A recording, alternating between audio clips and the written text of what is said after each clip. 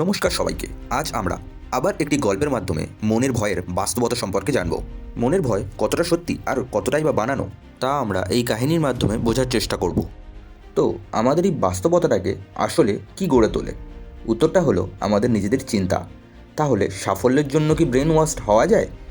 এর উত্তর লুকিয়ে আছে একটা প্রায় 20 বছরের পুরনো গল্পে। চলুন অর্জুন নামের এক বালক আর এক রহস্যময় গুহার গল্পটা শোনা যাক। অর্জুন খুব শক্তিশালী ছিল না, কিন্তু তার মন ছিল ভীষণ শৃঙ্খলাপরায়ণ আর চরিত্র ছিল তার দৃঢ়। হঠাৎ যে গুহায় সে থাকতো, সেই গুহার ভেতর থেকে ভেসে এলো এক ভয়ঙ্কর গলা। ভয়ে অর্জুনের শরীরটা জমে গেল। সেই কণ্ঠস্বরটা ছিল হাড় কাঁপানো। অর্জুনের তো ভয় বুক ধড়ফড় করতে শুরু করে দিল। তখন জঙ্গলের এক শক্তিশালী নেকড়ে এগিয়ে এলো। গুহার কাছে গিয়ে সে জানতে চাইলো ভেতরে কী আছে। উত্তর এলো, আমি নেকড়ে শিকার করে খাই। ব্যাস, নেকড়ের মাথায় সিংহের চিন্তা আসতেই সে পালালো। এরপর এলো জঙ্গলের রাজা সিংহ। সে জীবনে কোনো দিন হারেনি। সে গর্জন করে ভেতরের আগন্তুককে চ্যালেঞ্জ জানালো। উত্তর এলো, সিংহ, আজ তুমি হারবে, আজ তুমি পরাজয়ের স্বাদ পাবে। শুধু হেরে যাওয়ার এই একটা চিন্তায় জঙ্গলের রাজাকে পিছু হটিয়ে দিল। এবার এলো জঙ্গলের দুই দানব, হাতি আর গন্ডার। তারা একসাথে গর্জন করে ভেতরে কে আছে জানতে চাইলো। এবং ভেসে এলো আবার সেই ভয়ঙ্কর উত্তর, আমি সেই যে হাতিকে শিকার করি এবং গন্ডারের শিং ভেঙে দিই। তাদের মাথায় এলো শিকারির ছবি, আর শুধুমাত্র এই কাল্পনিক ভয়ই তাদের পালাতে বাধ্য করলো।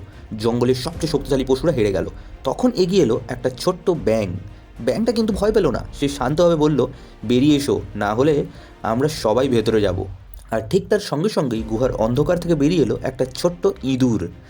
গুহার জন্য ওর গলাটা এত জোরালো শোনাচ্ছিল। পশুরা বুঝলো আসল শত্রু গুহার ভেতরে ছিল না, ছিল তাদের নিজেদের মনের ভয় আর নেতিবাচক চিন্তা। এই গল্প থেকে চিন্তার শক্তি নিয়ে 7টা জরুরি বিষয় শেখার আছে, যা আমাদের জীবনকে প্রভাবিত করে। এই শিক্ষাগুলো হলো, চিন্তা আমাদের চরিত্র পরিস্থিতি সামলানোর ক্ষমতা, স্বাস্থ্য, উদ্দেশ্য এবং অর্জনকে নিয়ন্ত্রণ করে।